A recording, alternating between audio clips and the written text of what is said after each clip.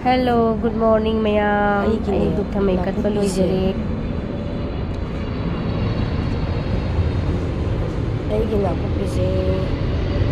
Ana hing leire. Anagan ko nung sana jangjala ko dingam da ba. Janga ga ju sai wai gum ba da kitang di yai ba. Ada sai asi ga nos da bi loi na. Ning ba hai ta le sum. Hotna jabani yamna do. Hotna ba se pa na ngam da ba. Ay thai mam Sijumne ani ahum suna haujarambani mai sida laiba yongsingsingduna adum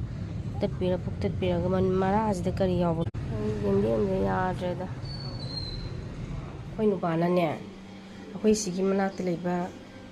sabji am laibako saugri yawramene saugri ji lairi ado to makhum makhokase mubase ado sibu hingadraba mayam yo ayam thaninge haba ay thaba yaba tharamni hingde haba sabagi tu yam phajai haba ngarang dang lerene aidi yengudeba kano taw pharak tadana sangdadana ado mana pawada lupa yankhaini haye do sum launabani khangnarabanina nifuda laurage hairaga lauri ena tamneba mana tu ado chumnagi market khara kano to moi Friday market Sunday market Saturday market ka habasidi sida sum yaudeba ado moi siji akhoi khata sai habadu khangmani na ko akhoi gi mathan da lepaga yonbadu adugumba da noina yawe ba honda chumnagi market oina sum chatpada yonba myam moi nungdang na tawbadu su haidi muni gaji maktadi loina kano tawidana loi suna ga leibani na khange ba khoi si sai habasi aduna sida ngarang di uncle amadu da akhoi he loba uncle do mara khange khoi si chai habaje ado is maraji yawamba sida ko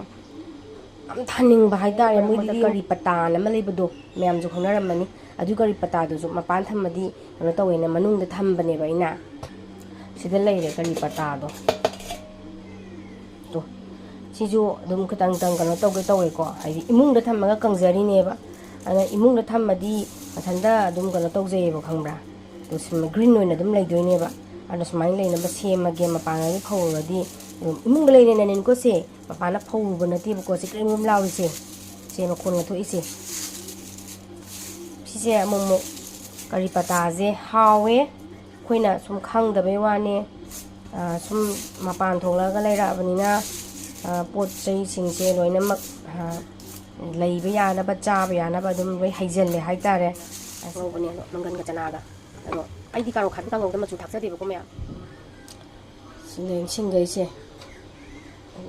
phaba khalaga lokhalaga thorage aduga sin horen sisu lokthok toini ko adu sisina horen maraji gi khalaga khara thamgi ge aduga pona tharamdai lokthok kan na ko sisu yengda ya da akhoi di yamna chamna khara chai hai tare koi chakhau problem ji khara lei aduga angang su leibani na morok herok ki thabak ti kaya kan hapte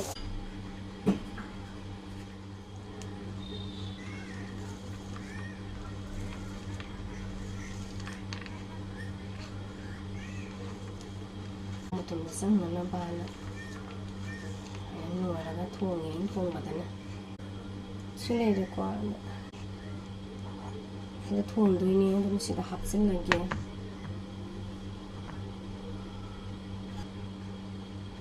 sida hape ai saugri thongba ga ngau ga chaninge na ngau bi liptri ada saugri sida loire sida sulai saugri do saugri jo saina kano taw lorabani haidi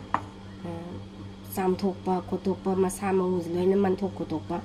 loi loire to ada sisi hapsel lage ai hojik se oven na thonggen tawjabani sabani na gas yamna manin jin lai ngamde bako aduna oven na thonggen na tawbani ado sida leide saugri si leire koi mi ani hum khatagini mi yamde daga sida thongage tawri aina paijabani na ko katang pharak tai koi nupa wai de koi nupa na paibi dawbani kano se camera se thongna ba ge sem sana ba mo haurage makhum khumoi dabani na ko manin je chatpani na ising je khara kano tawra hapani kangjala idana aduga saugri se ju thaksan grage na opige khabai na una ram tang habe tang sile re ko sa no kha okhai ge ꯍꯣꯔꯦꯟ ꯂꯧꯊꯣꯛ ꯂꯧꯁꯤꯟ ꯐꯔꯛ ꯇꯥꯏꯌꯦꯕꯀꯣ ꯁꯥꯕꯅꯤꯅ ꯁꯨꯃꯥꯏꯅ ꯑꯣꯠꯈꯥꯏꯔꯒ ꯑꯗꯣ ꯊꯨꯝ ꯈꯤꯇꯪ ꯆꯥꯏꯁꯤꯟꯈꯤꯒꯦ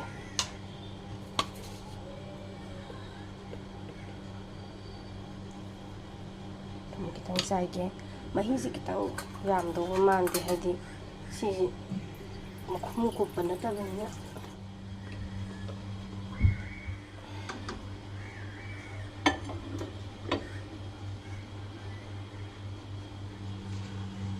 ꯑꯗ ꯂꯩꯔꯦ ꯃꯝꯃꯦ ꯃꯅꯨꯡꯁꯦ ꯃꯝꯕꯅꯤꯅ ꯊꯥꯔꯀꯥꯟꯗ ꯉꯥꯜꯂꯛꯀꯗꯣꯏꯅꯦ ꯃꯅꯨꯡꯗ ꯊꯝꯈ꯭ꯔꯦ ꯁꯤꯗ ꯑꯩ ꯃꯩꯁꯦ ꯑꯣꯟ ꯇꯧꯖꯔꯛꯑꯒꯦ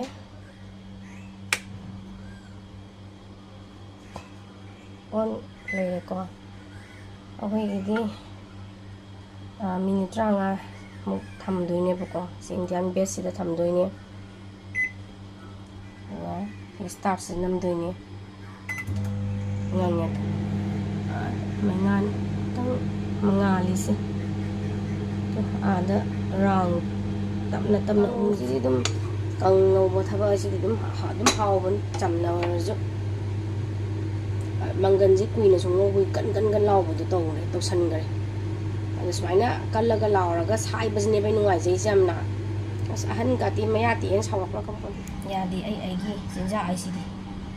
ꯑꯩ ꯆꯤꯟꯖꯥꯛ ꯑꯁꯤꯅ ꯍꯦꯟꯕ ꯂꯤꯄꯣꯟꯇꯦꯅ ꯈꯟꯅꯔꯤꯕꯅꯤ ꯑꯗꯨꯃꯥꯏꯅ ꯁꯟꯇꯣꯛꯑꯒꯀꯣ ꯂꯣꯏꯔꯦ ꯍꯧꯖꯤꯛ ꯈꯣꯡꯉꯛꯈ꯭ꯔꯦ ꯁꯤꯗ ꯂꯣꯏꯕꯒꯤ ꯁꯥꯎꯟꯁꯨ ꯄꯤꯔꯛꯈ꯭ꯔꯦ ꯑꯗꯣ ꯍꯥꯡꯇꯣꯛ ꯌꯦꯡꯉꯁꯦ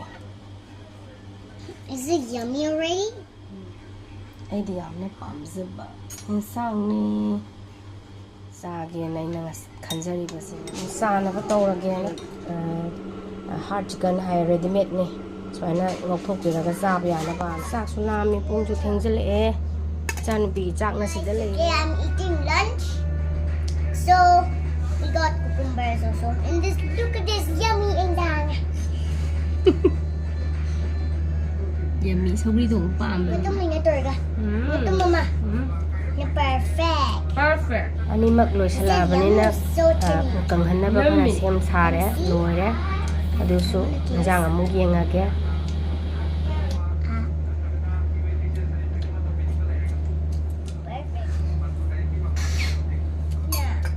ꯍꯥꯎꯔꯦ What's it that? ꯍꯥꯎꯕ꯭ꯔꯥ chicken. ꯌꯥꯝ ꯍꯥꯎꯕ꯭ꯔꯥ ꯆꯥꯔꯅ ꯑꯗꯨꯝ ꯃꯆꯤ ꯂꯦꯡꯗꯦ ꯃꯃꯤꯅ ꯃꯌꯥꯝ ꯆꯠꯊꯣꯛꯑꯦ ꯃꯃꯤꯅ ꯂꯣꯏ ꯆꯠꯁꯤꯟꯗꯣꯏꯅꯤꯀꯣ ꯃꯃꯤꯗꯤ ꯌꯥꯝ ꯆꯥꯕꯅꯤ ꯆꯤꯀꯟ ꯆꯥꯔꯁꯤ ꯊꯣꯡꯉꯁꯨ ꯆꯥꯔꯣ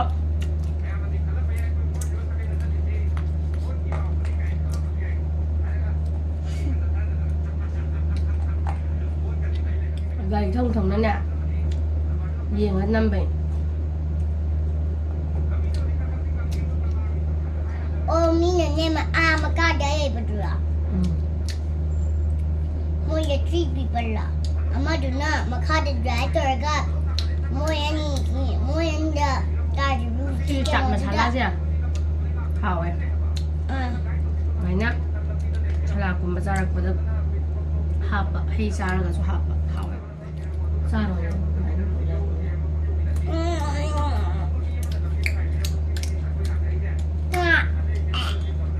ꯑꯗꯨꯃꯥꯏꯅ